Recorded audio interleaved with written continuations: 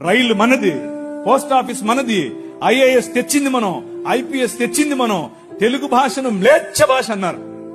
అరే ఏం భాష మాట్లాడుతున్నాడు వీడు, మ్లేచ్ఛుడా అంటే తెలుగు భాషలో డిక్షనరీ, మొట్టమొదటి డిక్షనరీ మంది. మీ నాయన రాజు, ద కింగ్, మనం ఇచ్చాం. CP brown, he was a machinery. ఆయన కలెక్టర్ మాత్రమే కాదు, మిషనరీ.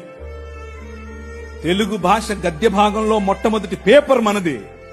తెలుగు భాష గద్య భాగంలో మొట్టమొదటి పుస్తకం మంది. వీళ్లకు వాళ్ళ సొంత రామాయణం, మహాభారతాలు కూడా ట్రాన్స్లేట్ చేసుకునే దిక్కు లేదు. అది చేసింది మనమే. నిజం చెప్తున్నాను, నేను అబద్ధం చెప్పట్లేదు. మొట్టమొదటి ట్రాన్స్లేషన్ చేసింది కూడా మనమే.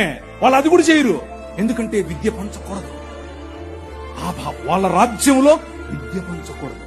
మన రాజ్యం అందరికీ విద్య, ప్రతి ఒక్కరూ చదవాలి. ఎందుకు? ఇదిగో నల్లట్ట పుస్తకం కూడా చదవాలి. అర్థమవుతుందా?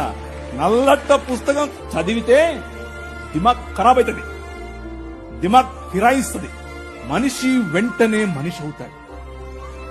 ఈ రాజ్యం మనుషుల కోసం రాజ్యం.